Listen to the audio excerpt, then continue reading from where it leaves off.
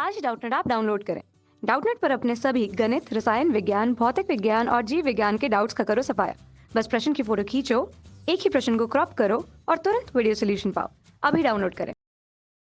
प्रश्न है, nuclear reactor के विभिन्न भागों को बताइए, समझाइए कि नाभिकीय ऊर्जा की वैद्युत ऊर्जा में किस प्रकार से प्राप्त किया जाता है। ठीक है, तो चलिए सबसे पहले समझते हैं कि नाभिकीय रिएक्टर में होता क्या है। तो नाभिकीय रिएक्टर में जो है नाभिकीय विखंडन अभिक्रिया होता है। नाभिकीय ठीक है अभिक्रिया होता है जो कि क्या होता है, नियंत्रित विखंडन होता है। नियंत्रित विखंडन होता है। ठीक है, तो चलिए इसे मैं चित्र के सहायता से समझाता हूँ। देखिए ये हमारा जो है क्या है, न्यूक्लियर रिएक्टर या फिर नाभिकीय रिएक्टर का क्या है, चित्र है। ठीक है, ये लीजिए नाभिकीय रिएक्टर का चित्र है। इसमें क्या होता है, इसमें जो है नाभिकीय ऊर्जा का विद्युत ऊर्जा में रूपांतरण होता है। ठीक है, अब वो कैसे होता है ये आपको मैं समझाता हूँ। देखिए इसके प्रमुख भाग क्या क्या होते हैं। ये है हमारा नाभिकीय रिएक्टर। ठीक है, इस भाग को हम क्रोड कहते हैं। ये होता है मुख्य भाग, इसे रिएक्टर कहा जाता है। क्या कहते हैं इसे, रिएक्टर भाग कहा जाता है। ठीक है, ये लीजिए रिएक्टर, इस प्रकार से रिएक्टर भाग कहा जाता है। इस रिएक्टर भाग में क्या होती हैं, यूरेनियम की बंडल रखा जाता है। ठीक है, क्योंकि क्या है हमारा, यही हमारा ईंधन होता है, नाभिकीय ईंधन, जिसमें हम न्यूट्रॉन की क्या करते हैं, बमबारी करते हैं इसके नाभिक पर, तथा जो है नाभिकीय विखंडन प्रक्रिया होता है। ठीक है, अब मान लीजिए हमारे पास ईंधन जो है वह है यूरेनियम 235। ठीक है, क्या है, यूरेनियम 235। इस प्रकार से अब इस पर क्या करेंगे, हम न्यूट्रॉन की बमबारी करेंगे। ठीक है, न्यूट्रॉन की जब बमबारी करते हैं इस प्रकार से, तब क्या होता है, यह जो है भारी नाभिक में पहले बदलता है। इस प्रकार से यूरेनियम 236, फिर इसका जो है क्या होता है, विखंडन होता है। विखंडन प्रारंभ होता है। कैसे विखंडन प्रारंभ होता है, तो सबसे पहले यह बनता है बेरियम 56 और ये 141। ठीक है, धन क्रिप्टॉन। ठीक है, ये भी एक नाभिक बनता है जो कि होता है 9236। ठीक है, धन 3 न्यूट्रॉन और बनते हैं इस प्रकार से। ठीक है, 0n3। ठीक है, धन ऊर्जा निकलता है बहुत अधिक मात्रा में, है ना। तो ये जो तीन न्यूट्रॉन जो निकले, ठीक है, क्या करने के बाद, यूरेनियम ईंधन पर यहाँ पे न्यूट्रॉन की बमबारी करने के बाद 3 न्यूट्रॉन और निकले। तो अब इस न्यूट्रॉन को जो है नियंत्रण करने के लिए, क्योंकि ये जो 3 न्यूट्रॉन निकले हैं, है ना, जो 3 न्यूट्रॉन निकले हैं, यह न्यूट्रॉन जो है बहुत अधिक तीव्र होते हैं। मतलब इनकी जो ऊर्जा होती है बहुत अधिक होती है, ये बहुत तीव्रता वाले इलेक्ट्रॉन होते हैं। तो इनकी गति को कम करने के लिए इसमें भारी जल भर दिया जाता है। क्या भर दिया जाता है, भारी जल। इस प्रकार से भारी जल या फिर D2O ये भर दिया गया। अब यह क्या होता है, इसके अणुओं से, भारी जल के अणुओं से टकरा जाता है, तथा जो है इसकी जो गति है वो कम हो जाती है। जब गति कम हो जाती है तो ये जो नियंत्रक छड़ें हैं, नियंत्रक छड़ों में मुख्यतः जो है ग्रेफाइट का उपयोग किया जाता है। क्या किया जाता है, ग्रेफाइट का उपयोग किया जाता है। ठीक है, तो दूसरा क्या हुआ, मंदक हुआ, है ना, मंदक, जिससे जो है न्यूट्रॉन जो उत्पन्न हुए उनका क्या करता है, ये उन्हें धीमी कर देता है, उनकी गति को रोक देता है। तथा तीसरा क्या देखें, तीसरा जो हमारा अवयव है ना, वह है हमारा नियंत्रक। देखिए, ठीक है, तो नियंत्रक में मुख्यतः कौन सा है, ग्रेफाइट है। और ग्रेफाइट जो है 2 न्यूट्रॉनों को क्या कर लेता है, 2 न्यूट्रॉनों को अवशोषित कर लेता है। ठीक है, क्या कर लेता है, अवशोषित कर लेता है।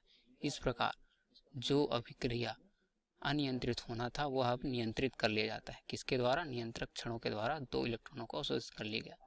अब यदि यह यूरेनियम का जो द्रव्यमान बचा हुआ है, ईंधन का द्रव्यमान यदि और बचा हुआ यहाँ पे, तो वह एक न्यूट्रॉन जो है, एक न्यूट्रॉन फिर से क्या करेगा? उस पर बमबारी करेगा और क्या होगा? फिर से यही अभिक्रिया प्रारंभ होगा। ठीक है, ये अभिक्रिया फिर से क्या होगा? नाभिकीय विखंडन फिर से प्रारंभ होगा और फिर से ऊर्जा जो है बहुत अधिक मात्रा में बनते जाती है। ठीक है, ये लीजिए, बहुत अधिक मात्रा में क्या होती है? ऊर्जा उत्पन्न होती है। ठीक है, तो ये हो गया हमारा नियंत्रक। ठीक है, अब देखिए इसके बाद जो है परावर्तक भी होता है। क्यों परावर्तक रखते हैं? क्योंकि देखिए ये न्यूट्रॉन कभी कभी क्या होते हैं कि बाहर, क्योंकि गति बहुत ज़्यादा होता है, तो इस पर परावर्तक लगा देने से कुछ न्यूट्रॉन जो है वापस इस छड़ की ओर आते हैं। मतलब मान लीजिए यहाँ से अभिक्रिया किया, 3 न्यूट्रॉन निकला, यहाँ टकराया परावर्तक में, फिर ये छड़ की तरफ आकर्षित हो जाते हैं। ठीक है, तो ये परावर्तक का काम होता है। ठीक है, तो परावर्तक समझ में आ गया। अब आते हैं हम, इसमें क्या लगा रहता है? कंक्रीट की दीवार। ठीक है, इसे पूरे कोर को, इसे हम क्रोड को, पूरे क्रोड को जो है कंक्रीट की दीवार से क्या करते हैं? हम घेरा कर देते हैं। क्यों घेरा करते हैं? क्योंकि देखिए नाभिकीय अभिक्रिया में जो है क्या निकलता है? रेडियोधर्मी किरणें निकलती हैं। ठीक है, रेडियोधर्मी किरणें निकलती हैं जो कि बहुत ही खतरनाक होती हैं, है ना। तो ये किरणें जो है बाहर ना जाएं और किसी काम करने वाले को, ठीक है, किसी मजदूर को या फिर किसी वैज्ञानिक को जो इस रिएक्टर में काम कर रहे हैं, उनको हानि ना पहुंचाए, इसलिए हम इसमें क्या लगाते हैं? परावर्तक तथा कंक्रीट की दीवार। ठीक है, ये लीजिए, कंक्रीट की दीवार। ये क्या करता है? रेडियोधर्मी विकिरणों को रोकता है। ठीक है, विकिरणों को क्या करता है? रोकता है। ठीक है, ये लीजिए, रोकता है, जिससे जो है क्या होते हैं? काम करने वाले व्यक्ति हैं वो बच जाते हैं। अब इसमें बहुत अधिक मात्रा में ऊष्मा उत्पन्न हुआ, ऊर्जा उत्पन्न हुआ। अब इस ऊर्जा का उपयोग जो है क्या करने के लिए किया जाता है?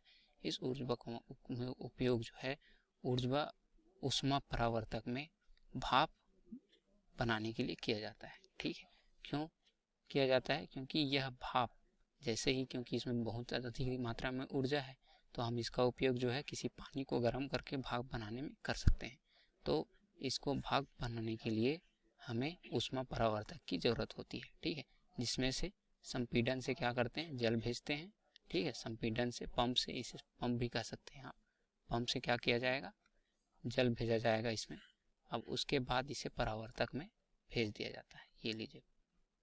ठीक है, तो हमारा जो अगला भाग है वो कौन सा हो गया? शीतलक तथा ऊष्मा परावर्तक। ठीक है, ऊष्मा परावर्तक यहाँ क्या बनाया जाता है? भाप में परिवर्तित होता है। ठीक है, भाप बनता है। अब इस भाप जो बना, इसे टरबाइन को भाप दे दिया जाता है इस प्रकार से। ठीक है, ये भाप बना, उसे टरबाइन को भाप दिया जाता है। टरबाइन जो है इसे कहते हैं टरबाइन। यह हमारा पंखा होता है एक प्रकार से, जो कि घूमता है बहुत ही अधिक चाल से। ठीक है, अधिक वेग से। अब इस टरबाइन को शाफ्ट की सहायता से एक विद्युत जनित्र से जोड़ दिया जाता है। ये देखिए, विद्युत जनित्र से। अब यह विद्युत जनित्र जैसे ही घूमता है तो यहाँ से जो है विद्युत ऊर्जा का उत्पादन होने लगता है। ठीक है, तो हमारा अगला उपकरण क्या हुआ? टरबाइन तथा विद्युत जनित्र। ठीक है, टरबाइन तथा विद्युत जनित्र, जहां से विद्युत ऊर्जा